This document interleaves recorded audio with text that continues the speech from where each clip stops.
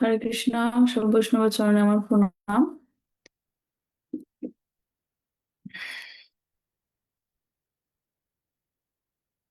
ধন্যবাদ জয়েন করার জন্য আমাদের আজকের শ্রীমদ্ ভাগবতম ক্লাসে। আমরা প্রথম স্কন্ধে ষষ্ঠ দশ অধ্যায়ে 16 অধ্যায়ে আছি। 16 নম্বর অধ্যায়ে এখানে বলা হচ্ছে যে পরীক্ষিত মহারাজ কিভাবে কলির সম্মুখীন হলেন।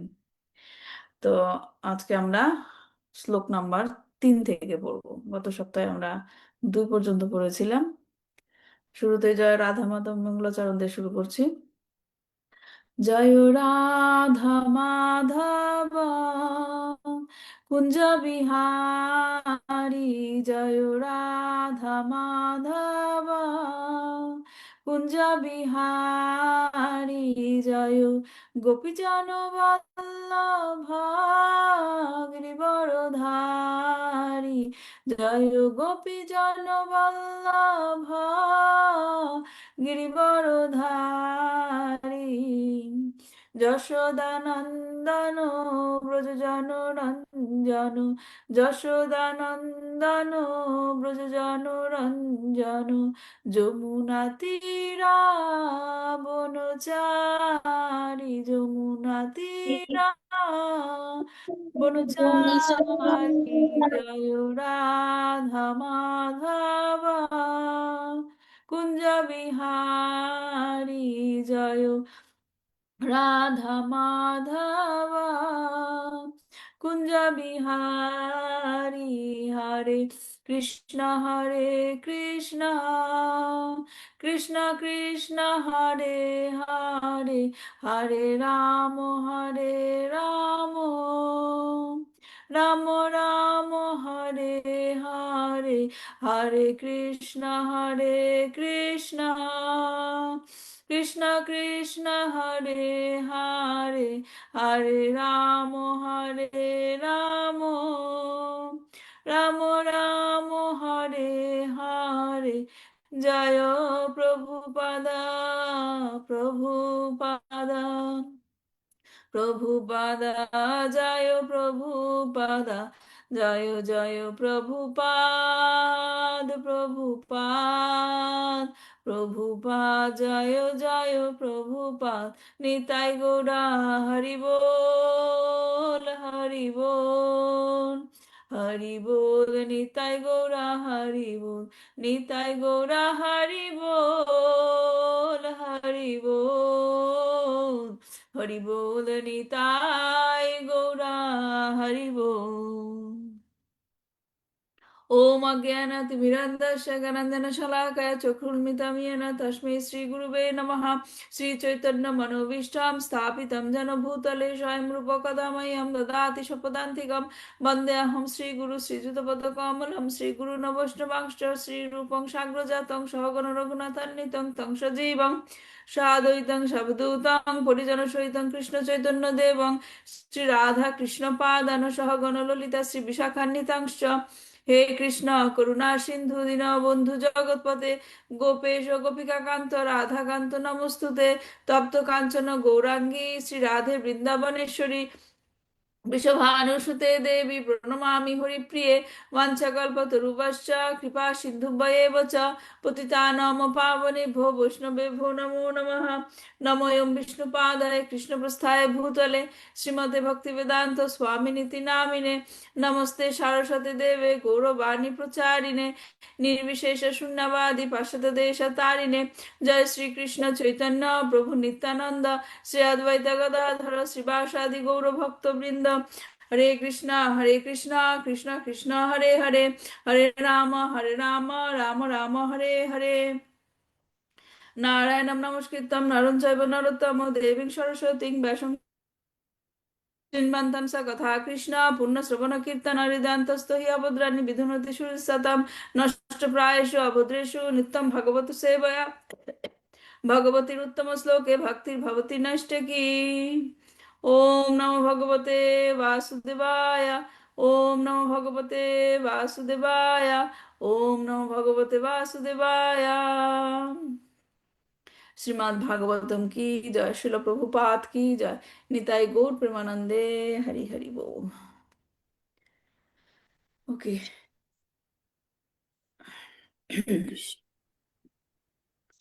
হরে তাহলে কৃষ্ণ আমরা মাতাজি প্রণাম। হরে কৃষ্ণ মাতাজি প্রণাম। আম, গত সপ্তাহে যে প্রশ্নগুলো দিয়েছিলাম সেটা দিয়ে শুরু করছি। প্রথম প্রশ্নটা ছিল সহজ সহজ কোশ্চেন দেওয়া হয়েছিল। শ্রীমদ্ ভাগবতের এই অংশে আমরা যেটা পড়ছি, হ্যাঁ, যে বিষয়বস্তু নিয়ে আলোচনা করা হচ্ছে তা কে শুনতে চেয়েছিলেন এবং কে বর্ণনা করছেন? হরে হরে কৃষ্ণ কৃষ্ণ মাতাজি মাতাজি। বলবো।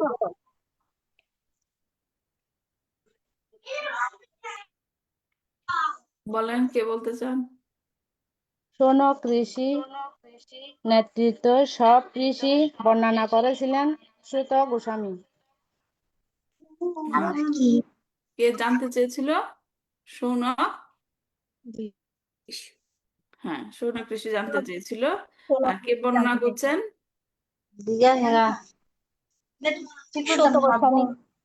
সুত গোস্বামী। আমি আমি সবাইকে মিউট করছি, যে প্রশ্নের উত্তর দিতে চান সে আনমিউট করবেন। হ্যাঁ, আচ্ছা, তাহলে কে? সুত গোস্বামী বলছিল। সুত গোস্বামী কোথা থেকে শুনে এসেছিল? পরীক্ষিত হ্যাঁ, পরীক্ষিত মহারাজের কাছ থেকে। পরীক্ষিত মহারাজের কাছে। পরীক্ষিত মহারাজ বলেছে শ্রীমদ্ ভাগবতম? সুখদেব গোস্বামীর কাছ থেকে সুখদেব গোস্বামীর কাছ থেকে। সুখদেব গোস্বামী বলেছে, পরীক্ষিত মহারাজ শুনেছিল। শুনেছি। এবং সেখান থেকে সুত গোস্বামী শুনে এসে সুত গোস্বামীর কাছে সবাই নৈমিষারণ্যে সবাই যারা নাকি যজ্ঞ করছিল ঋষিরা, তারা সবাই শুনতে চাইলো যে তুমি কি শুনে এসেছো আমাদেরকে বলো। এখন আমরা যে শ্রীমদ্ ভাগবতমটা পড়ছি এটা হচ্ছে সুত গোস্বামী বলছে শৌনক মুনির নেতৃত্বে সমস্ত ঋষিকে। তারপর 2 নম্বর প্রশ্ন ছিল 16 নম্বর অধ্যায়ের প্রথম শ্লোকে পরীক্ষিত মহারাজ সম্বন্ধে কি বলা হয়েছে? হরে কৃষ্ণ মাতাজি। হ্যাঁ, বলেন, কি বলতে চান? 16 নম্বর শ্লোকে প্রথম অধ্যায়ে পরীক্ষিত মহারাজ সম্বন্ধে বলা হচ্ছে জন্ম কর্ম সন্ন্যাস দেহ ত্যাগের সম্বন্ধে। তিনি হবেন ভগবানের উত্তম ভক্ত, ব্রাহ্মণদের হিতকারী, সমস্ত সদ্গুণে ভূষিত হবেন, নীতিপরায়ণ, ধনুকধারীর মধ্যেও শ্রেষ্ঠ হবেন, উজ্জ্বলের মতো, সমুদ্রের মতো ধূসরতর হবেন। হ্যাঁ, হরে সেটা, কৃষ্ণ। হ্যাঁ, মানে সেটা ডিটেলে আপনি বললেন, কিন্তু শুধু এই শ্লোকে বলা হয়েছিল যে ব্রাহ্মণগণ যে যে ভবিষ্যৎবাণী ভবিষ্যৎবাণী করেছিল, দিয়েছিল। যেটা আমরা দ্বাদশ অধ্যায় পড়েছিলাম, সেই ব্রাহ্মণ যে সমস্ত ভবিষ্যৎবাণী করেছিল সেটা কি, সে সমস্ত গুণাবলীতে আমরা পরীক্ষিত মহারাজকে দেখলাম যে তার মধ্যে সমস্ত গুণাবলী প্রকাশিত হয়েছে। আচ্ছা, ধন্যবাদ মাতাজি। তারপর 3 নম্বর প্রশ্ন ছিল দ্বিজ শব্দের অর্থ কি? দ্বিজ ব্রাহ্মণ কাদের বলা হয়? শালক্কা মাতাজি বলেন। হরে কৃষ্ণ মাতাজি। দ্বিজ শব্দের অর্থ হচ্ছে দ্বিতীয় জন্ম। মানে প্রথম জন্ম হচ্ছে বাবা মার কাছ থেকে, এবং দ্বিতীয় জন্ম হচ্ছে আহ গুরুদেবের কাছ থেকে, সেটা হচ্ছে দ্বিজ। দ্বিজ ব্রাহ্মণ কেন বলা হচ্ছে? কারণ দ্বিতীয় জন্মের পরে যা ব্রাহ্মণ, জন্মটার পরে ব্রাহ্মণ হয়। হুম, আর দ্বিজ ব্রাহ্মণ, দ্বিতীয় দ্বিজ ব্রাহ্মণ শ্রেষ্ঠ কাদের বলা হয়েছে? ব্রাহ্মণ একজন একজন বলেন। গুরু মানে পরম্পরার এখানে মাধ্যমে দীক্ষা প্রাপ্ত হয় তাদেরকে দ্বিজ ব্রাহ্মণ বলে। না, কিন্তু হ্যাঁ, বুঝতে পারছি, সবাই বুঝতে পেরেছেন যে জিনিসটা, কিন্তু দ্বিজ ব্রাহ্মণ কথাটা বিশেষ করে কেন উল্লেখ করা হয়েছে? হরে কৃষ্ণ মাতাজি, বলবো হ্যাঁ, বলেন। যে দ্বিজ শব্দের অর্থ দ্বিতীয় জন্ম, হ্যাঁ, আর যারা মহাভাগবত তাদেরই দ্বিজ ব্রাহ্মণ বলা হয়। আর কেউ, আর কেউ? দ্বিজ হরে ব্রাহ্মণ। কৃষ্ণ মাতাজি। তাপসী মাতাজি বলেন। হরে কৃষ্ণ মাতাজি। দ্বিজ তাপসী, ব্রাহ্মণ হচ্ছে যাদের মধ্যে সাধ্যি এবং আত্মসংযম থাকবে, তপস্যা করার শক্তি থাকবে, পবিত্রতা থাকবে, সহনশীলতা থাকবে, সততা, জ্ঞান, প্রভা এবং ধর্মীয়তা, এগুলো যাদের মধ্যে থাকবে তাদেরকে দ্বিজ ব্রাহ্মণ বলা হয়। আচ্ছা, হরে কৃষ্ণ ব্রাহ্মণ, মাতাজি, এটা হয়েছে? দ্বিতীয় ব্রাহ্মণ কথাটা স্পেশালি বলা হয়েছে কেন?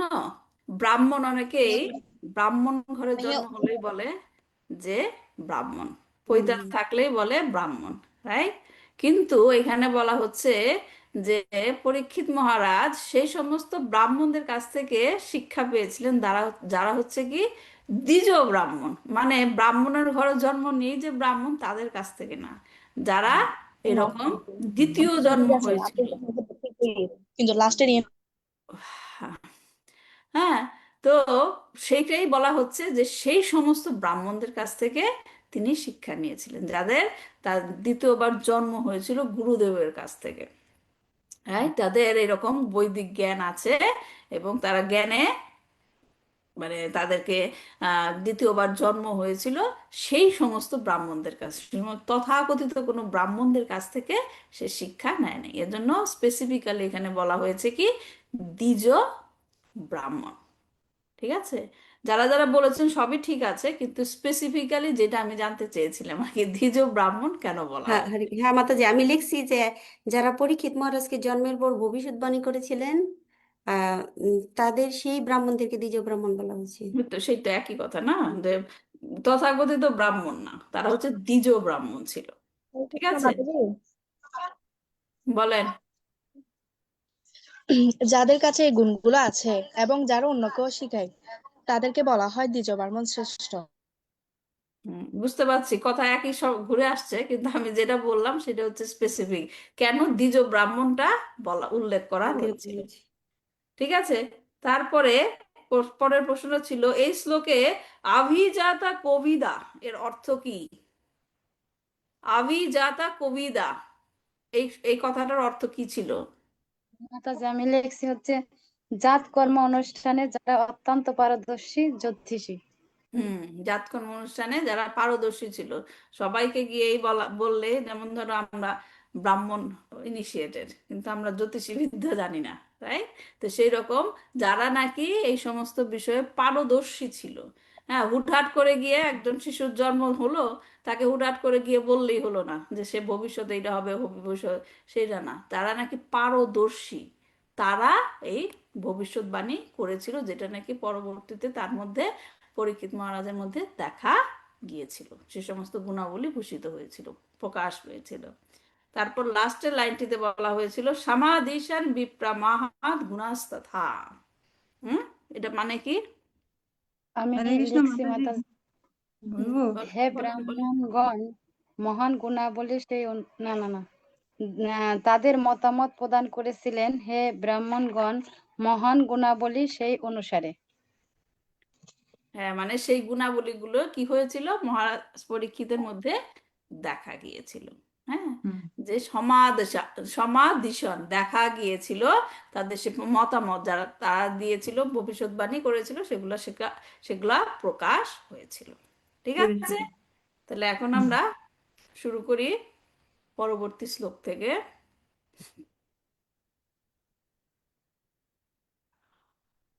শেয়ার করছি শ্লোকটা। ওকে, দেখা যাচ্ছে? দেখা যাচ্ছে? হরে কৃষ্ণ। হরে কৃষ্ণ মা, দেখা যাচ্ছে। হ্যাঁ হ্যাঁ, মাতাজি, দেখা দেখা যাচ্ছে। যাচ্ছে। ঠিক হরে আছে, কৃষ্ণ। তাহলে আমরা শুরু করি শ্লোক নাম্বার 3।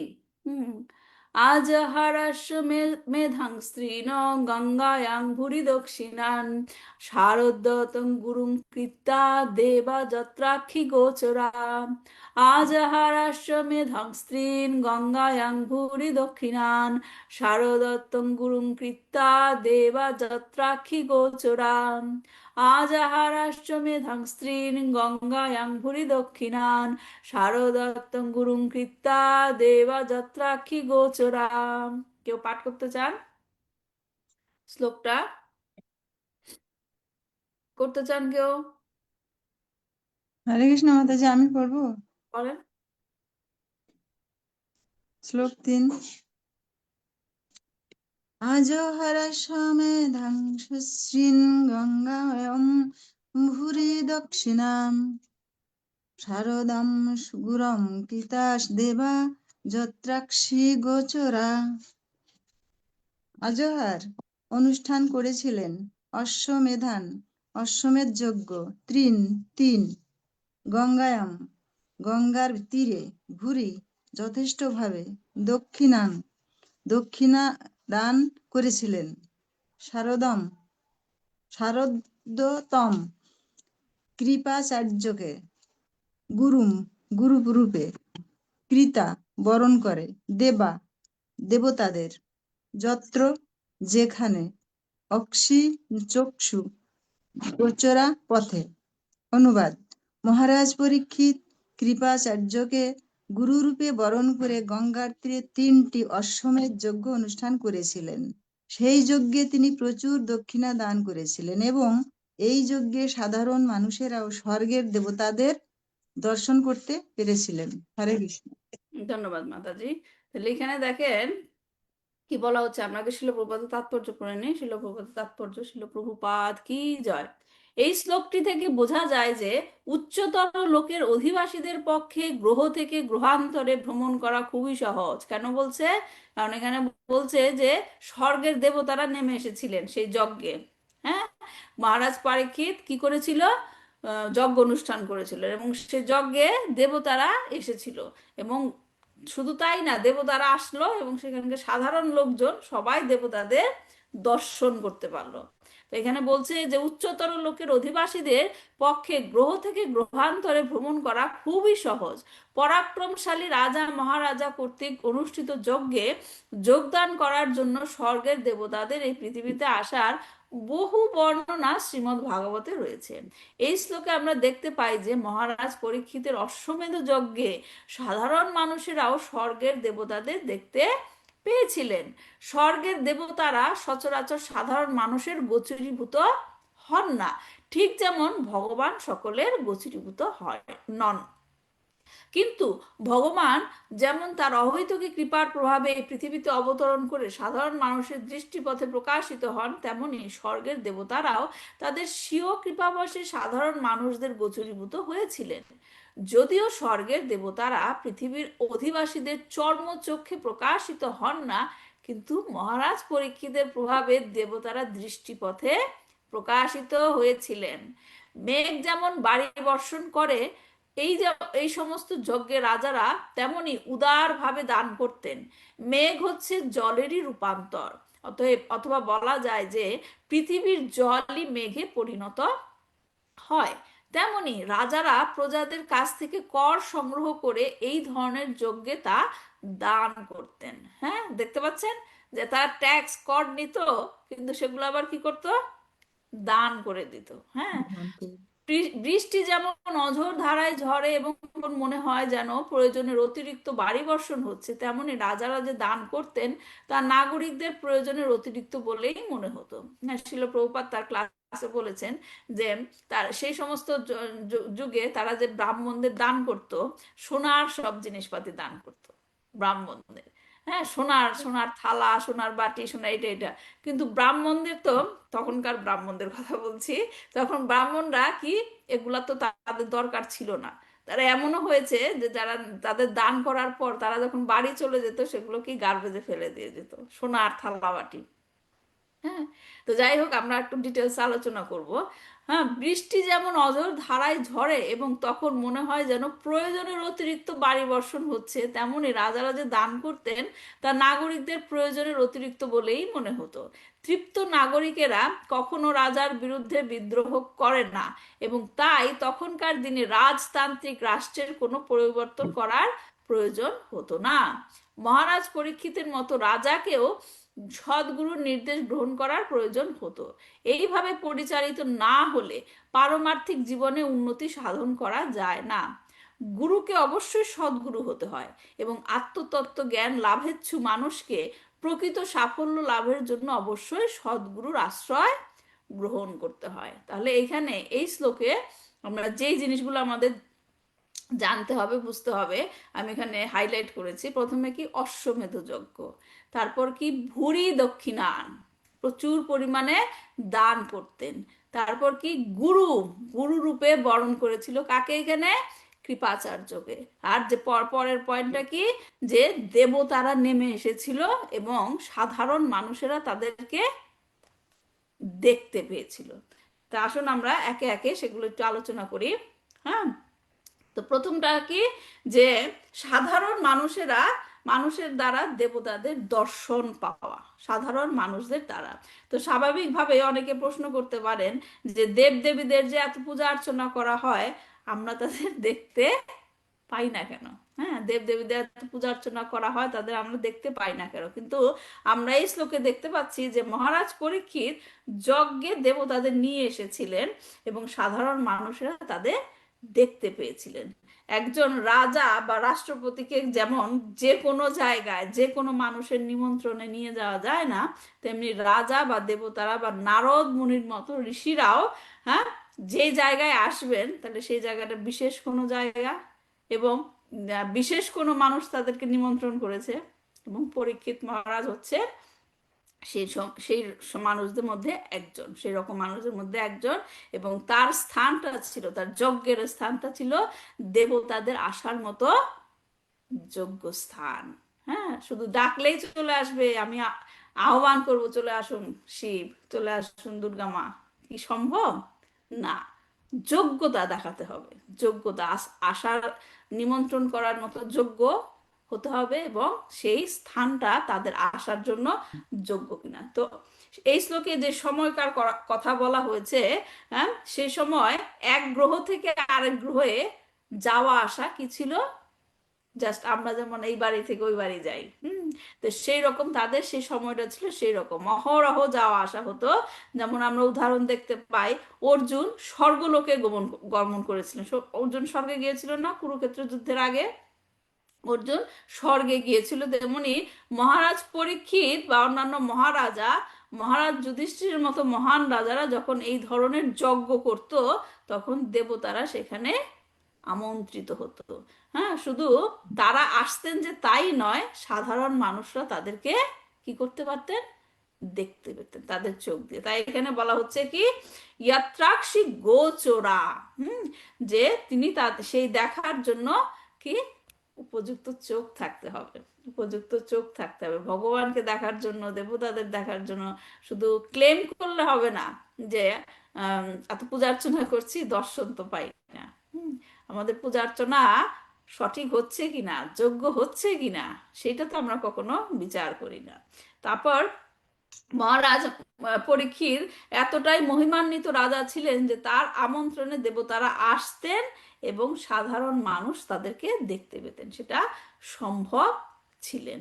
হ্যাঁ, তিনি যেমন কোয়ালিফাইড ছিলেন যে তিনি নিমন্ত্রণ করতে পারতেন এবং তাকেও নিমন্ত্রণ করে নিয়ে যাওয়া হতো। তো সেটা ছিল মানে কি বলবো, যে আন্তঃগ্রহ, রাইট, গ্রহ থেকে এক গ্রহ থেকে আরেক গ্রহের মধ্যে আসা যাওয়া।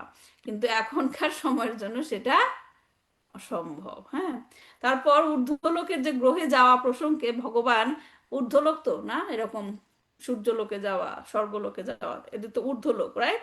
তো এই ঊর্ধ্বলোকে যাওয়া সম্বন্ধে ভগবান গীতাতে বলেছেন কি, ঊর্ধ্বাম ঊর্ধ্বাভাম গচ্ছন্তি সত্যস্থা, সত্যগুণ সম্পন্ন ব্যক্তিগণ ঊর্ধ্বে উচ্চতর লোকে গমন করতে পারে, সত্যগুণের অধিষ্ঠিত যারা। এখন আর তা নয় যে যে যারা দেবতাদের ভজন করে তারা কি দেবলোকে যেতে পারে। ভগবান এগুলো গীতাতে বলেছে না, যারা দেবতাদের ভজন করবে শেষে সেই রকম লোকে যাবে। যখন আপনি সেখানে যাওয়ার জন্য উপযুক্ত হবেন, তখন আপনি সেখানে যাওয়ার জন্য উপযুক্ত হবে, সেখানে যেতে পারবেন। তো আরেকটা বিষয় যেখানে এখানে বলা হচ্ছে যে কি, আজা হারাস্যা মেধাম ত্রিন, প্রথম শ্লোকের প্রথম ওয়ার্ডটা, রাইট? আজা হারাস্যা মেধাম ত্রিন, ত্রিন মানে কি? ত্রিন মানে কি? তিনবার, তিনবার, তিনবার। তার মানে এখানে তিনবার কথাটা বলা হয়েছে, যে কারণ পরীক্ষিত মহারাজ কয়বার অশ্বমেধ যজ্ঞ করেছিল? 3 বার। হ্যাঁ, তিনবার। কেন এটা এত এমফাসাইজ করা হয়েছে, কেন 3 বার কথাটা বলা হয়েছে? হ্যাঁ, যেমন ধরেন ইন্দ্র, দেবরাজ ইন্দ্র, তিনি 7 বার অশ্বমেধ যজ্ঞ করেছিলেন। হ্যাঁ, তো রাজাদের মধ্যে নয়, শুধু এই রাজে ভূগ্রহে পৃথিবী লোকে রাজারা করতো তা না, অন্যান্য গ্রহেও এই যজ্ঞ করা হতো। তো এই সমস্ত যজ্ঞ সাধারণ দ্বারা বরং শক্তিশালী এবং ধনী রাজাদের দ্বারা সম্পন্ন হতো। যে কোনো রাজাই এই অশ্বমেধ যজ্ঞ করতে পারতো না। হ্যাঁ, কারণ কেন করতে পারতো না? কারণ এই যজ্ঞ হচ্ছে একটা ব্যয়বহুল যজ্ঞ। এই যজ্ঞ হচ্ছে একটা ব্যয়বহুল যজ্ঞ। কেন ব্যয়বহুল সেটা শ্লোকে উল্লেখ করা হয়েছে, কি ভূরি দক্ষিণান বলা হয়েছে না? ভূরি দক্ষিণান। ভূরি মানে কি? প্রচুর পরিমাণে। দক্ষিণান মানে কি? প্রচুর পরিমাণে দক্ষিণা দক্ষিণা দান দিতে করে হতো। দিতে। হ্যাঁ, দক্ষিণা দান করতে হয়। প্রচুর পরিমাণে দক্ষিণা দিতে হতো এবং প্রচুর পরিমাণে অর্থের ব্যয় হতো। তো অশ্বমেধ যজ্ঞের উদ্দেশ্য ছিল, অশ্বমেধ যজ্ঞটা কেমন করে করা হতো? একটা ঘোড়াকে ছেড়ে দেওয়া হতো, রাইট? একটা ঘোড়াকে ছেড়ে দেওয়া হতো এবং সে ঘোড়াটা প্রত্যেক রাষ্ট্রে ঘুরে যেত, এবং যেই রাজ্য দিয়ে ঘুরে যাবে সেইখানকার রাজা যদি সেটা গ্রহণ করে, সেই ঘোড়াকে ওয়েলকাম করে, তার মানে সেই রাজ্যটা, যে যেই রাজ্য থেকে ঘোড়াটা ছাড়া হয়েছে তার অধীনে সেই রাজ্যটা চলে আসবে। এবং যে রাজা সেটা গ্রহণ করবে না, চ্যালেঞ্জ করবে, তখন তার সাথে কি যুদ্ধ হবে। এরকম টাইপের তো অশ্বমেধ যজ্ঞ। তো সুতরাং এইভাবেই আহ, যজ্ঞটা, অশ্বমেধ যজ্ঞটা করা হয়েছিল। তো মহারাজ পরীক্ষিত ছিল সমগ্র বিশ্বের এবং পৃথিবীর সম্রাট, এবং এই যজ্ঞ তিনি 1 বার নয় 3 বার, 3 বার করেছিল। তার মানে তিনি 3 বার আহ্বান জানিয়েছিলেন সবাইকে যে আমি সম্রাট, এতে কোনো সবার কারো কোনো আপত্তি আছে কি না। তো এটাই হলো অশ্বমেধ যজ্ঞ। যদি কারোর কোনো আপত্তি থাকতো তারা চ্যালেঞ্জ করতো, নতুবা তাকে সম্রাট হিসেবে গ্রহণ করত। তো এখন এই যজ্ঞ সম্বন্ধে অনেকের প্রশ্ন থাকে, রাইট?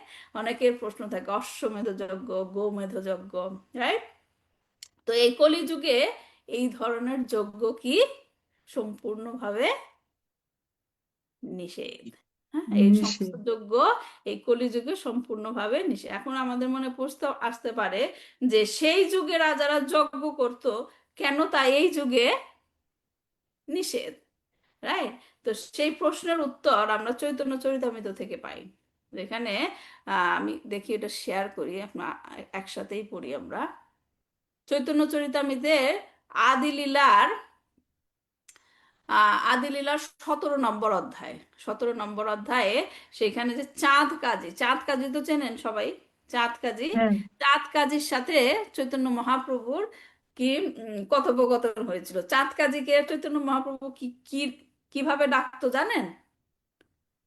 চাঁদ কাজীকে চৈতন্য মহাপ্রভু কিভাবে ডাকতো? মামা ডাকতো। যাই হোক, মামা ডাকতো, সেটা হচ্ছে অন্য কাহিনী। তো সেইখানে সেই কথোপকথনের মধ্যে চৈতন্য মহাপ্রভু এই যজ্ঞ করার কথা বলেছেন। তিনি কি বলেছেন আমরা এখানে একটু পড়ি একসাথে সবাই। এটা মানে আমি ডিটেলসে কথোপকথনটা পড়বো না, শুধুমাত্র যজ্ঞের কথাটা কি বলা হয়েছে সেটাই পড়বো। সেখানে চাঁদ কাজী বলছে, তোমার বেদেতে আছে গোবধেরও বাণী, অতএব গোবধ করে করে বড় বড় মুনি। পণ্ডিত কাজী চৈতন্য মহাপ্রভুকে বললেন, তোমার বৈদিক শাস্ত্রে গোবধের নির্দেশ রয়েছে, সেই শাস্ত্র নির্দেশের বলে বড় বড় মুনিরা গোমেধ যজ্ঞ করে। হ্যাঁ, তখন চৈতন্য মহাপ্রভু কি বলছেন? প্রভু কহে বেদে কহে গোবধ নিষেধ, অতএব হিন্দু মাত্র না করে গোবধ। হ্যাঁ, কাজীর উক্তি খণ্ডন করে শ্রী চৈতন্য মহাপ্রভু তৎক্ষণাৎ উত্তর দিলেন, বেদে স্পষ্টভাবে গোবধ নিষেধ করা হয়েছে, তাই যে কোনো হিন্দু, তা তিনি যেই হন না কেন, কখনো গোবধ করেন না। তারপর বলছে, জিয়াইতে পারে যদি তবে মারে প্রাণী। কথাটা বুঝেন ভালো করে। জিয়াইতে পারে যদি তবে মারে প্রাণী, বেদ পুরাণে আছে হেন আজ্ঞাবাণী। মানে কি?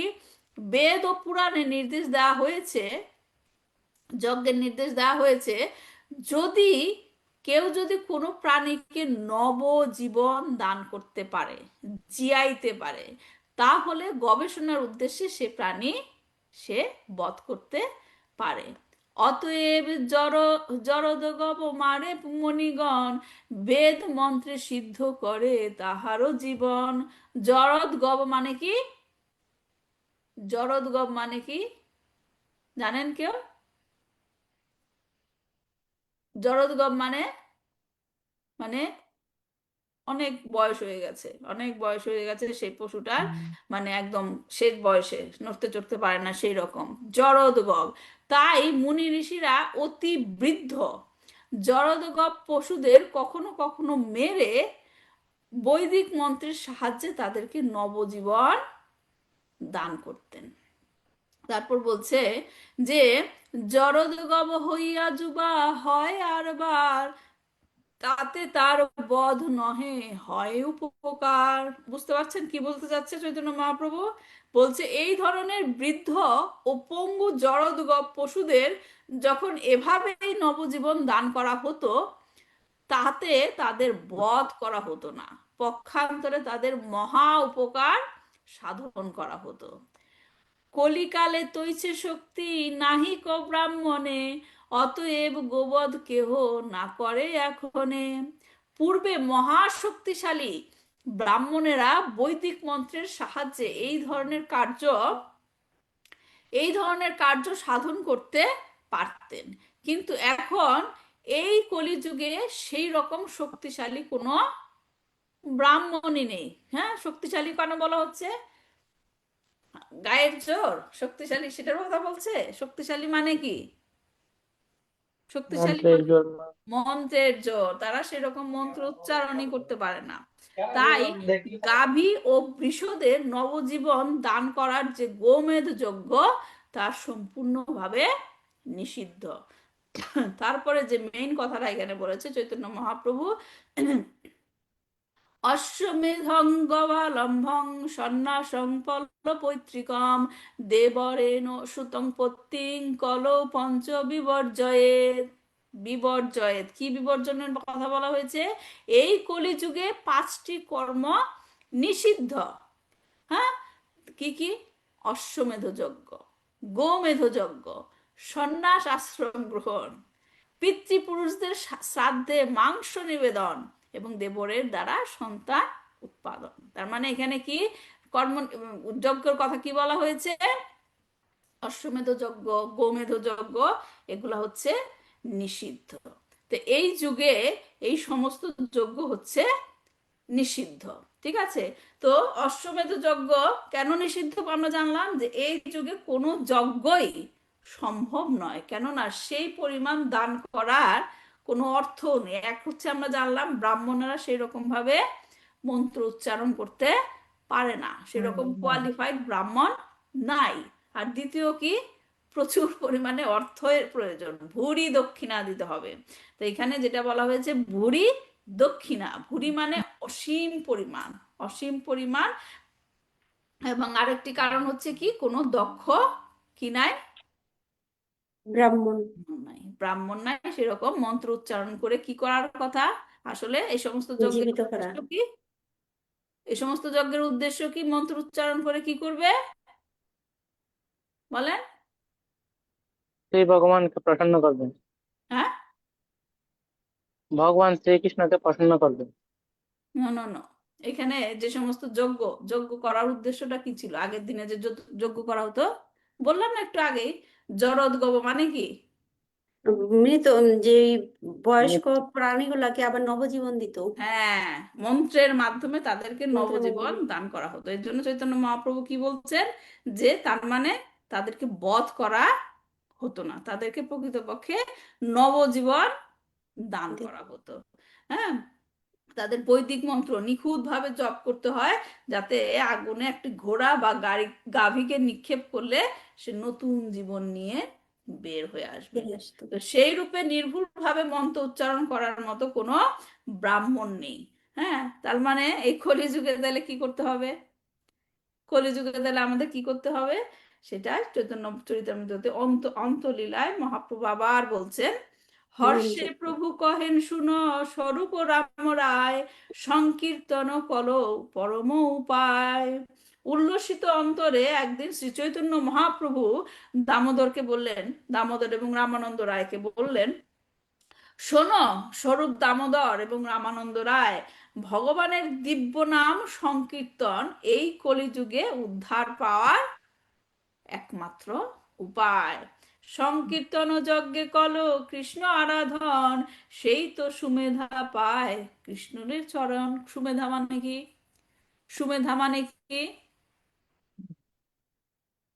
এখানে যারা মানে যারা ভালো। ক্লাসে জয়েন করেছেন, ক্যামেরাটা অন না করলে তো আমি বুঝতে পারি না কে শুনছেন কে শুনছেন না, রাইট? তার মানে ইন্টারাকশনটা ভালো হয় না। ক্লাসে ক্লাসে জয়েন করতে চাইলে শুনতে হবে কথা, রেসিপ্রোকেশন করতে হবে, তাহলে না ক্লাস ভালো লাগে, রাইট?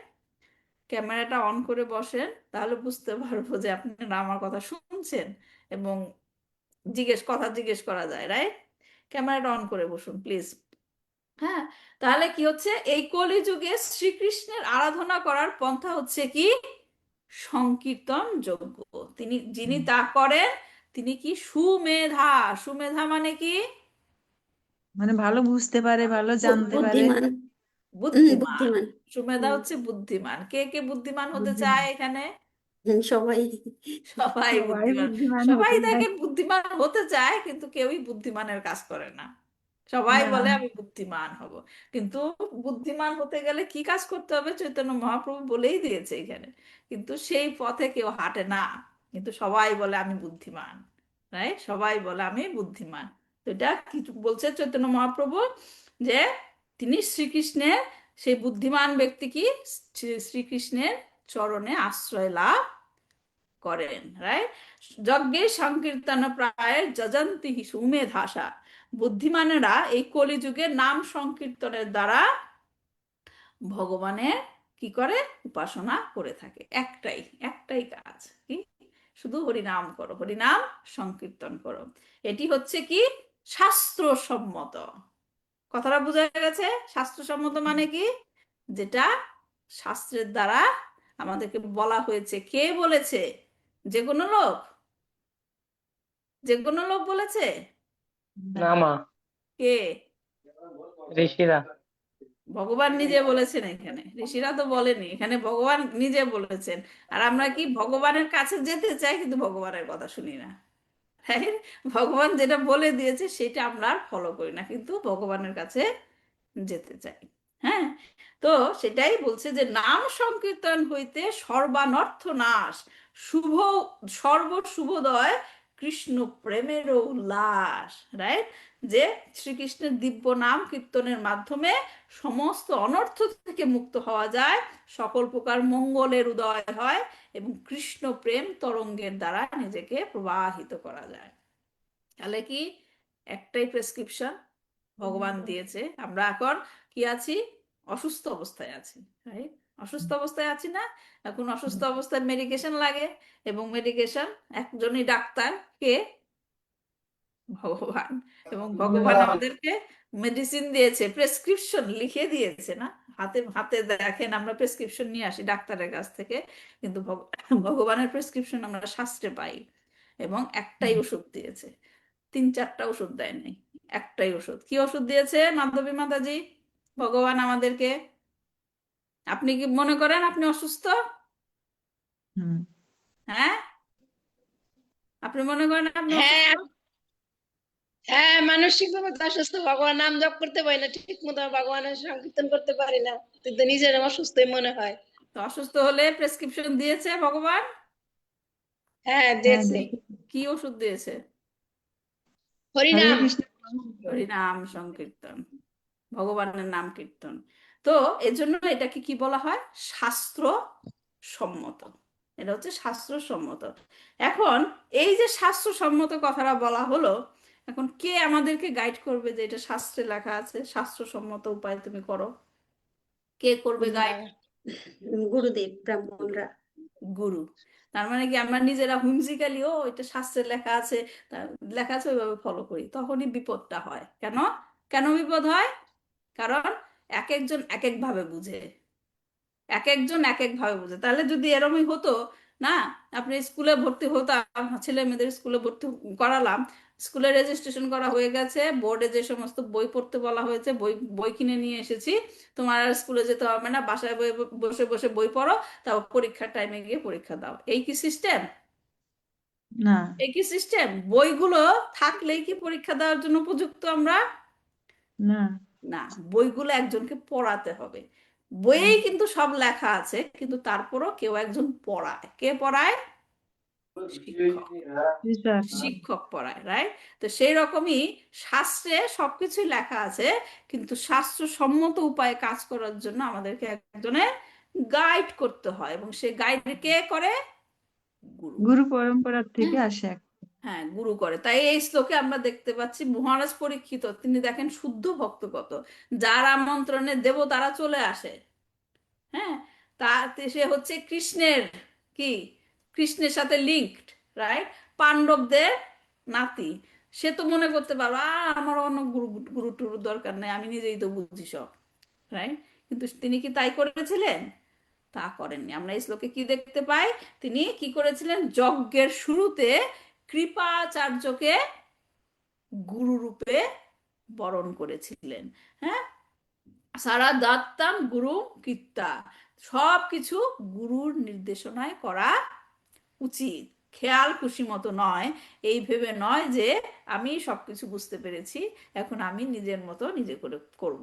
কারণ ভগবত গীতায় ভগবান বলেছেন কি, যারা নাকি এরকম শাস্ত্র ফলো করে না, শাস্ত্র ফলো করে না, তাদেরকে কি বলা হয়েছে?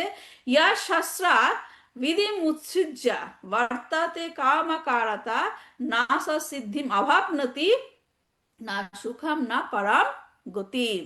যে ব্যক্তি শাস্ত্রের নির্দেশ অনুসরণ করে না, আবার ভগবান বলছেন, তিনি দেখেন শাস্ত্রের মধ্যে প্রেসক্রিপশন দিয়েছেন, এবং যারা ফলো করবে না তাদের কথাও বলছেন, যে যে ব্যক্তি শাস্ত্রের নির্দেশ অনুসরণ করে না, অর্থাৎ করণীয় কাজগুলি করে না, খেয়াল খুশি মতো কাজ করে, তারা কি হবে? নাশা সিদ্ধিম অবাপনতি। নাশা সিদ্ধি অভাবনতি মানে কি? সে কি করবে? সিদ্ধিও লাভ করবে না, সুখ বা পরাগতিও লাভ করবে না। সুতরাং সবকিছু শাস্ত্র অনুসারে করা উচিত, এবং শাস্ত্র আচার্য এবং গুরু দ্বারা পরিচালিত হওয়া উচিত। আচার্য মানে কি? যিনি হচ্ছেন শাস্ত্র জানেন এবং শাস্ত্র মতো জীবনযাপন করেন, এবং অন্যদেরকে সেটা শিখাতে পারেন। তিনি নিজের জীবনে যা অনুশীলন করেন, তার শিষ্যকে তিনি সেই শিক্ষায় দান করেন, এবং তাদেরকে কি বলা হয়েছে? আচার্য। আচার্য। হ্যাঁ, আচার্য হওয়া মানে কোনো খেয়ালি বিষয় নয়। হ্যাঁ, একটা কোনো খেয়ালি বিষয় না, তাকে জানতে হবে। অতএব পরীক্ষিত মহারাজ আচার্যকে নিযুক্ত করলেন, কি বললেন? সারা দত্তম গুরুম কৃত্তা, খুব সঠিকভাবে নিখুঁতভাবে করার জন্য তিনি গুরুর আশ্রয় নিয়ে তার সেই যজ্ঞ অনুষ্ঠান শুরু করলেন। বোঝা গেল 4টা পয়েন্ট যেটা আমরা করতে চেয়েছিলাম? 4টা পয়েন্ট বোঝা গেছে? এখন আমরা পরবর্তী শ্লোকে যাব। কয়টা বাজে? আমাদের টাইম আছে 15 মিনিট আরো।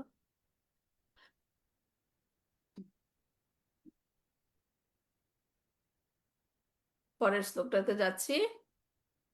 নিজ গ্রাহ যশা বীর কলিং দিগ্বিজয়ে কচ্ছিৎ নিপলিঙ্গ ধরং শূদ্রং ঘ্রন্তং গোমিথুনং পদা। শ্লোকটি আরো সুন্দর একটা শ্লোক, যেটা বলছে যে এক সময় মহারাজ পরীক্ষিত, মহারাজ পরীক্ষিত যখন পৃথিবী জয় করতে বেরিয়েছিলেন, তখন তিনি দেখতে পান রাজবেশধারী এক শূদ্রাধম কলি, এক শূদ্রাধম যাকে বলা হচ্ছে কলি, একটি গাভী এবং একটি বৃষকে পায়ে আঘাত করছে। রাজা তৎক্ষণাৎ তাকে ধরে উপযুক্ত দণ্ড দান করতে উদ্যত হন। রাজাকে এখানে? পরীক্ষিত মহারাজ। পরীক্ষিত মহারাজ। তিনি কি করতে বেরিয়েছিলেন?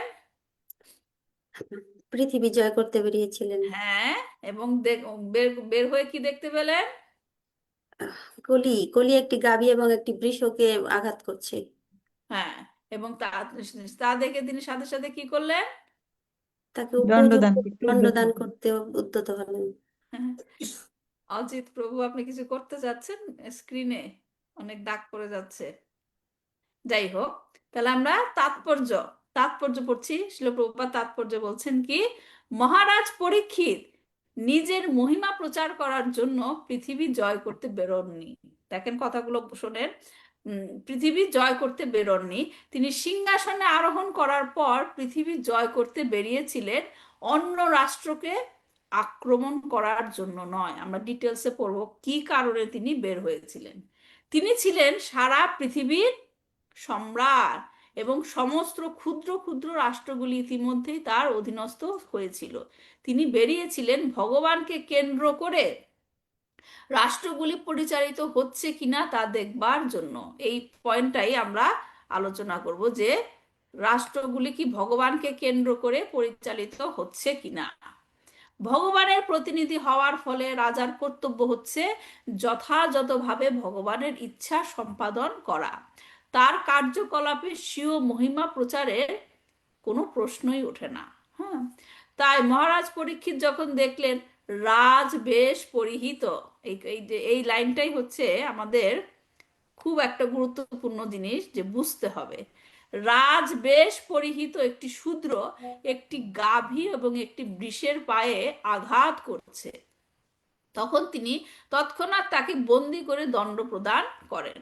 সবচেয়ে গুরুত্বপূর্ণ পশু গাভীকে নির্যাতন করা হলে রাজা কখনোই তা সহ্য করতে পারেন না। তেমনি সমাজের সবচেয়ে গুরুত্বপূর্ণ মানুষ ব্রাহ্মণদের প্রতি অশ্রদ্ধা তিনি কখনোই সহ্য করতে পারেন না। মানব সভ্যতার উদ্দেশ্য হচ্ছে ব্রাহ্মণ্য সংস্কৃতির প্রগতি সাধন করা এবং তা করতে হলে গো রক্ষা করা অবশ্য কর্তব্য। দুধ একটি অলৌকিক খাদ্য, কারণ তাতে মানব দেহের প্রয়োজনীয় সব কোটি ভিটামিন রয়েছে। ব্রাহ্মণ সংস্কৃতির প্রগতি হয় তখনই যখন মানুষ সত্ত্বগুণে বিকশিত হওয়ার শিক্ষা লাভ করে, এবং সেই জন্য দুধ, ফল ও শস্যজাত খাদ্যের প্রয়োজনীয়তা সবচেয়ে অধিক।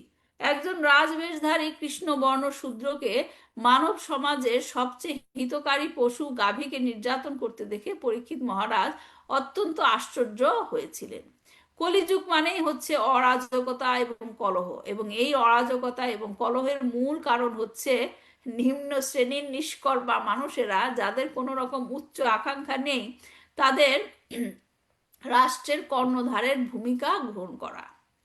উচ্চ আকাঙ্ক্ষা নেই মানে উচ্চ আকাঙ্ক্ষার কথা কিসের কথা বলা হচ্ছে? উচ্চ আকাঙ্ক্ষা, কেউ বুঝতে পেরেছেন কথাটা? উচ্চ আকাঙ্ক্ষা মানে কি? উচ্চ মানে ভগবানের ভগবানের কাছে পৌঁছে যাওয়া, সেই রকম তাদের কোনো আকাঙ্ক্ষা নেই। রাজপদে অধিষ্ঠিত হয়ে এই ধরনের মানুষেরা সর্বপ্রথমে গাভী এবং ব্রাহ্মণ সংস্কৃতিকে আঘাত করে এবং তার ফলে সমগ্র সমাজ নরকগামী হয়। হ্যাঁ, কথাটা যখন পড়ছিলাম, ব্রাহ্মণ্য ব্রাহ্মণ্য যে লেভেল, আচ্ছা আমরা পরে আলোচনা করি।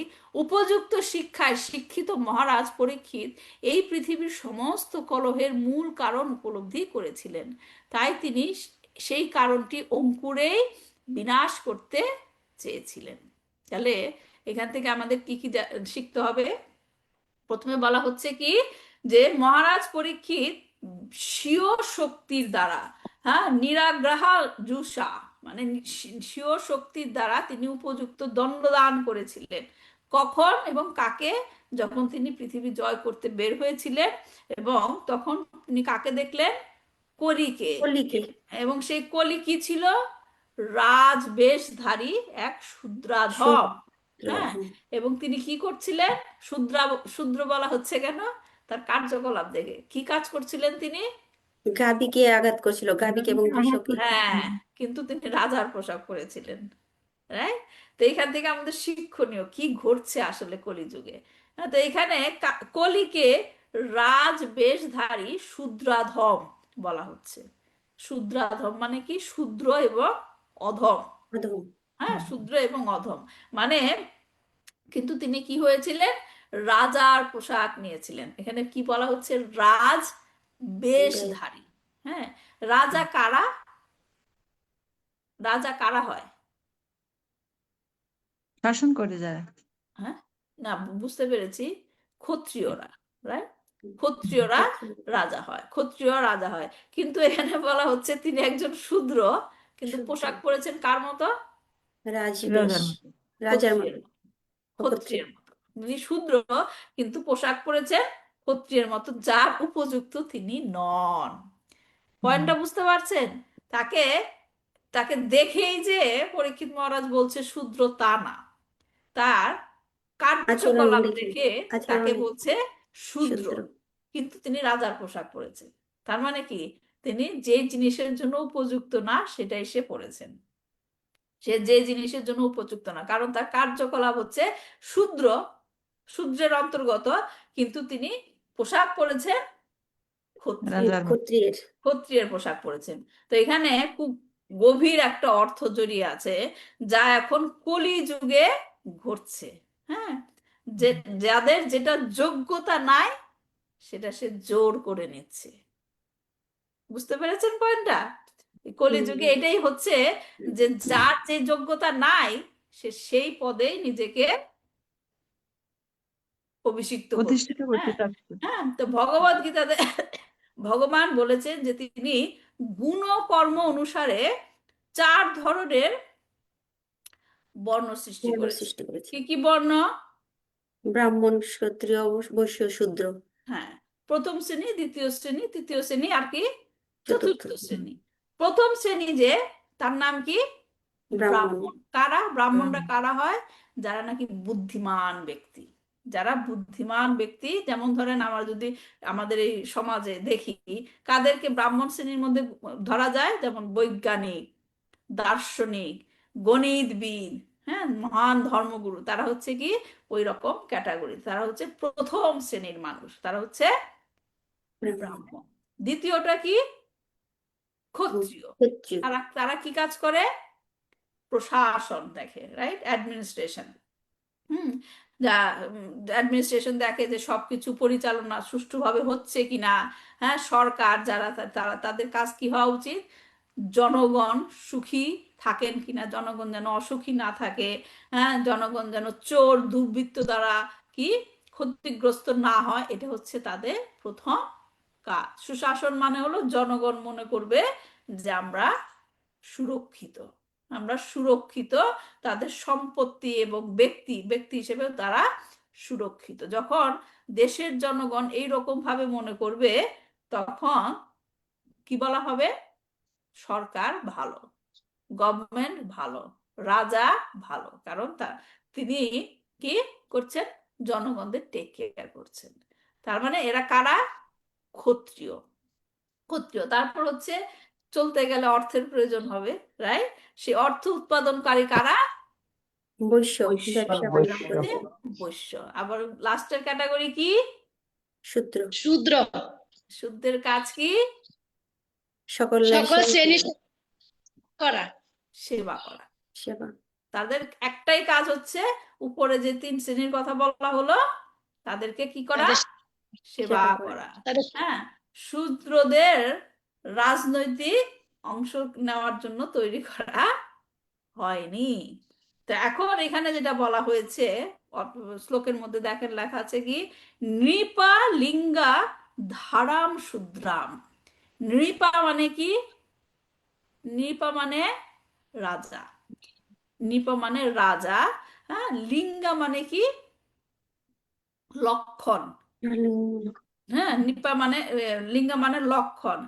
ধারাম, ধারাম মানে কি? ধারী, ধারী, ধারণ বেশধারী। করলো, ধারণ করলো। কে ধারণ করলো? শূদ্রাম। শূদ্র। তার মানে এখানে কি হচ্ছে? তিনি আসলে একজন শূদ্র ছিলেন, কিন্তু রাজার মতো বেশ ধারণ পোশাক করেছে। পরেছিলেন। যেমন কর্মক্ষেত্রে গেলে অফিসের বস পরে কি? Coat tie, right? কিন্তু কারখানার কর্মী কি করে? তাদের যে ড্রেস ড্রেস দেওয়া হয়েছে, তারা সেই রকম পরে। যেমন ভক্তরা কি পরে? ধুতি, কুর্তা, শাড়ি, রাইট? কপালে তিলক। হ্যাঁ, তো যার যার নিজস্ব কাজের জন্য নিজস্ব পোশাক নির্ধারিত করা হয়েছে, এবং তা যদি না করা হয় তাহলে তাকে কি বলা হয়? Artificial, right? কৃত্রিম, কৃত্রিম ভাবে সেটা পড়েছে, সে এটা নয় কিন্তু সে এটাই করছে।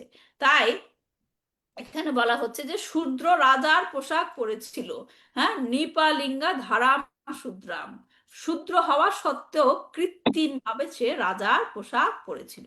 এবং এটাই হচ্ছে এই কলিযুগের অবস্থা, যার যেই যোগ্যতা নেই সে সেই কাজই করছে। শিল প্রভুপাদ এখানে তিনি, শিল প্রভুপাদের ক্লাস শুনলে আমরা দেখি তিনি স্ট্রেট ফরওয়ার্ড কথা বলেন সবসময়, বলতেন আর কি, যে সরকারি কর্মকর্তারা ভোটের মাধ্যমে নির্বাচিত হয়। মানুষ বিবেচনা করে না যে সে আসলে ব্রাহ্মণ না ক্ষত্রিয় না বৈশ্য না শূদ্র। প্রকৃতপক্ষে কালো শূদ্র সম্ভবা, এই কলিযুগে সবাই হচ্ছে শূদ্র, রাইট? তাই মানুষ যখন দেশের প্রধান বা রাষ্ট্রপ্রধান হিসেবে কাউকে নির্বাচিত করবে, সে স্বভাবতই শূদ্র হবে, কারণ কলিযুগে সবাই শূদ্র, রাইট? তো আর একজন শূদ্র দেশ রাষ্ট্র পরিচালনার জন্য কি উপযুক্ত নয়, কারণ তিনি সেই ক্যাটাগরিতে পড়েন না। তো এখানে সেই পয়েন্টেই বলা হচ্ছে যে পরীক্ষিত মহারাজ আহ বের হয়েছিলেন যে পৃথিবী জয় করার জন্য, এখানে যে বলা হচ্ছে, কিন্তু পরীক্ষিত মহারাজ বের হয়েছিলেন নিজের ক্ষমতা বাড়ানোর জন্য নয়, তিনি অন্য সমস্ত রাজ্যগুলোকে ক্যাপচার করার জন্য তিনি বের হননি। সবকিছু ঠিকঠাক মতো চলছে কিনা, সবকিছু ঠিকঠাক মতো চলছে কিনা, কি ঠিকঠাক, যে ভগবান যে সমাজের জন্য 4 শ্রেণীর মানুষ, মানে 4টি বর্ণ সৃষ্টি করে দিয়েছেন, এবং তাদের যে নিজস্ব নিজস্ব অনুমোদিত কর্মগুলো আছে, তারা সেগুলো ঠিক মতো কি করছে কিনা, পালন করছে কিনা, সেইটা তিনি দেখার জন্য বের হয়েছিলেন। হ্যাঁ, কেননা এইরকম কাজের যদি বিভাজন করে না দেওয়া হয়, তাহলে সমাজে কি হবে, উচ্ছৃঙ্খলতা আসবে। সবাই মনে করবে যে আমি বুদ্ধিমান, আমি বুদ্ধিমানের কাজ করব। কেউ কি বলবে, কেউ কি নিজে থেকে বলবে যে না আমি বুদ্ধিমান না, আমি শূদ্র, আমি শূদ্রের মতো কাজ করব? বলবে কেউ? হ্যাঁ, না মা। যদি বিভাজন করে না দেওয়া হয় যে এটাই তোমার কাজ, একটা অফিসে যদি র্যাঙ্কিং না থাকে যে তার এই পদ তার এই পদ, সবাই কি বলবে, আমি বস, আমি বস, আমি যেটা মনে করবো আমি সেটা করব। তো সেটাই হচ্ছে যে বিভাজন, যেমন আমাদের শরীরের মধ্যেও আছে মাথা, বাহু, হ্যাঁ, হাত, পা, এরকম আছে। তো সবগুলিরই প্রয়োজন, কোনোটাই বলা হচ্ছে না যে সমাজে শূদ্রের প্রয়োজন নেই, সমাজে শুধুমাত্র ব্রাহ্মণের প্রয়োজন, তা নয়। শরীরের বিভিন্ন অঙ্গ যেমন শরীরকে চালানোর জন্য দরকার, সেরকম সমাজের সমস্ত শ্রেণীর লোকদেরও দরকার। তো সবগুলো ঠিকঠাক থাকতে হবে, তাহলে আমাদের এই শরীর কি থাকবে, সুস্থ থাকবে। তো সেই রকম সমাজের সমস্ত শ্রেণীর লোকেরা, তারা যদি নিজ নিজ অনুমোদিত, তাদেরকে যে সমস্ত দায়িত্ব দেওয়া হয়েছে, সেই সমস্ত দায়িত্বগুলো যদি তারা পালন করে, তাহলে সেই সমাজ সুষ্ঠুভাবে কি হবে, পরিচালিত হবে। হ্যাঁ, যেমন এই যে 4 বর্ণের কথা বলা হয়েছে, শ্রীমদ্ ভাগবতমে উল্লেখ আছে সেখানে, যে ব্রাহ্মণেরা হচ্ছে ভগবানের মুখ, হ্যাঁ, ক্ষত্রিয়রা হচ্ছে তার বাহু, বাহু, বৈশ্যরা হচ্ছে তার জঙ্ঘা, থাই, এবং হাত, শূদ্ররা হচ্ছে তার পদযুগল। চরণ। হ্যাঁ, পদযুগল। হ্যাঁ, এই শ্লোকটা আমি যখন পড়ছিলাম, তখন আমার মনে হয়েছিল যে আমি শূদ্র হিসেবে অনেক ভাগ্যবতী, আমি ভগবানের শ্রীচরণ থেকেই এসেছি। হ্যাঁ, তো যাই হোক, শূদ্র ভগবানের এই সমস্ত অঙ্গগুলির উদ্দেশ্য হচ্ছে ভগবানের পূর্ণ সেবা করা। তো সেই রকম সমাজের 4টি বর্ণ অনুযায়ী কাজ করলে সমাজ সুষ্ঠুভাবে থাকবে। হ্যাঁ, এবং সেটাই হচ্ছে সেই রকম ভাবে সবাই মেনে চলছে কিনা সেটা দেখার জন্যই কি পরীক্ষিত মহারাজ বের হয়েছিলেন। তার কর্তব্য, এক একজন তাদের নিজের মতো কর্তব্য কর্মগুলো করছে কিনা। তো এই সমস্ত ক্ষেত্রে বলা হয় যে ক্ষত্রিয়রা ক্ষত্রিয়দের মতো আচরণ করবে, এবং একইভাবে বৈশ্যরাও বৈশ্যদের মতো আচরণ করবে, সবই ভগবদ গীতায় বলা হয়েছে। সুতরাং এক এই ব্যক্তি ব্রাহ্মণ, ক্ষত্রিয় বা বৈশ্য যেই পরিচয় দিয়ে অন্যদের ঠকাচ্ছে কিনা, রাইট? সমাজে একজন ব্যক্তি সবাইকে বলে বেড়াচ্ছে আমি ব্রাহ্মণ, কিন্তু আসলে কি সে ব্রাহ্মণ? হ্যাঁ, সে ব্রাহ্মণ হয়ে সে ব্রাহ্মণের মতো কাজ করছে কিনা, লোকদের ঠকাচ্ছে কিনা, সেইটা দেখার দায়িত্ব কার? দেশের রাজা, এবং সেটাই হচ্ছে কে, পরীক্ষিত মহারাজ করছিলেন। এবং সেটা করতে গিয়ে তিনি কি দেখলেন, যে একজন রাজা, বেশধারী একজন রাজা কি করছে, শূদ্রের মতো কাজ আচরণ করছে। করছে। হ্যাঁ, ঘান্তাম গো মিথুনাম পাদা, তিনি একজন কি, একজোড়া গরু এবং ষাঁড়কে তাদের পায়ে আঘাত করছে। সে রাজার মতো পোশাক পরে আছে, কিন্তু শূদ্রের চেয়েও নিকৃষ্ট কাজ করছে। এবং তাই তিনি পরীক্ষিত মহারাজ কি করলেন, তিনি সবাইকে দেখেন এরকম, কিন্তু তাও যখন নাকি কোনো বিশৃঙ্খলা দেখেন তখন তাদেরকে কি, দণ্ড প্রদান করেন। এবং এখানে সে কলিকে সেই কাজটি করেছেন, তিনি দণ্ড প্রদান করলেন, তার স্বীয় শক্তির দ্বারা তিনি উপযুক্ত দণ্ড দান করলেন। তা একজন ক্ষত্রিয়কে এরকম বীর হতে হবে, রাজা হতে গেলে তার এরকম ক্ষমতা থাকতে হবে যে তিনি উপযুক্ত দণ্ড প্রদান করেন। যখনই কোনো অবিচার হয় তখনই তিনি অবিলম্বে সেখানে দণ্ড প্রদান করবেন। তাই এখানে এখন বলতে পারেন যে সেই কলি তো শুধুমাত্র দুটা পশুকে মানে আঘাত করছিল, তাতে আর কি হলো, সে তো কোনো মানুষকে মারেনি, right? কিন্তু একটা রাজার ক্ষেত্রে তার রাজ্যে অবস্থিত যা লিভিং এন্টিটি আছে সবাই হচ্ছে তার তার দায়িত্ব তাদেরকে সুরক্ষা প্রদান করা, রাইট?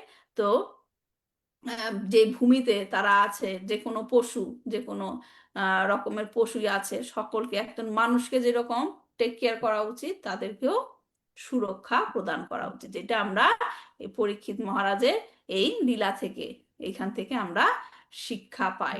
তো রাজার বেশে যে ভণ্ডামি করছে তাকে অবিলম্বে শাস্তি দেওয়া উচিত, এবং সেটাই হচ্ছে সরকারের কর্তব্য, রাষ্ট্রপ্রধানের কর্তব্য, এবং এটাই আমরা পরীক্ষিত মহারাজের মাধ্যমে শিখতে পাই। তাহলে মেইন জিনিসটা আমরা এখানে কি শিখলাম, রাজ বেশধারী শূদ্র, গভীর অর্থ আছে এখানে। এবং কি আরেকটা কি, যে সমাজের সমস্ত শ্রেণী যাদের কাজ নিয়োজিত করা হয়েছে তারা সেই রকম ভাবে পালন করছে কিনা, এবং সেই পালনের মাধ্যমে তারা যদি না করে তাহলে কি সমাজে কি হবে, বিশৃঙ্খলা সৃষ্টি হবে, এবং সেই বিশৃঙ্খলা থেকে মুক্ত হওয়ার জন্য রাজাকে কঠোর হতে হবে তাদেরকে শাস্তি প্রদানের মাধ্যমে। ঠিক আছে, আজকে তাহলে এই পর্যন্তই রাখছি, নেক্সট উইক আমরা পরের শ্লোক থেকে পড়বো। কারোর কোনো প্রশ্ন আছে আজকে ক্লাস থেকে?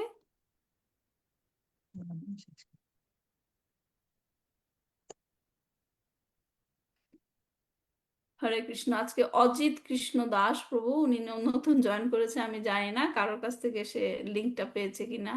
প্রভুজি হরে কৃষ্ণ।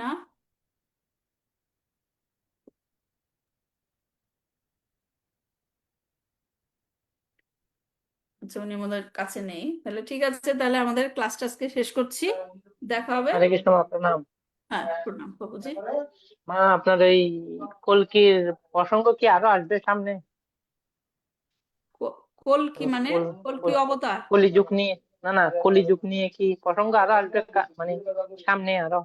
হ্যাঁ, থাকতে পারে, সামনে শ্লোকে। পড়বো, আস্তে আস্তে জানবো। হ্যাঁ, সেটা বলতেছি। মাতাজি, কৃষ্ণ প্রভু যে ঠাকুর প্রভু ওই। হরে কৃষ্ণ কি বলছেন বুঝতে পারছি না। আচ্ছা ঠিক আছে, আমরা পরে কথা বলি, আমরা ক্লাসটা শেষ করি, লাইভ থেকে বের হই। ভালো থাকবেন সবাই তাহলে। বাঞ্ছা কল্পতরুভ্যশ্চ কৃপা সিন্ধুভ্যেব চ পতিতানাং পাবনেভ্যো বৈষ্ণবেভ্যো নমো নমঃ। শ্রীমদ্ ভাগবতম কি জয়, শ্রীল প্রভুপাদ কি জয়, নিতাই গৌর প্রেমানন্দে হরি হরি বল। হরি বল। হরে দেখা হবে কৃষ্ণ। কালকে চৈতন্য চরিতামৃত ক্লাস নিয়ে। ভালো থাকবেন সবাই, হরে কৃষ্ণ। হরে কৃষ্ণ। হরে কৃষ্ণ। কাল্লা কয়টায়?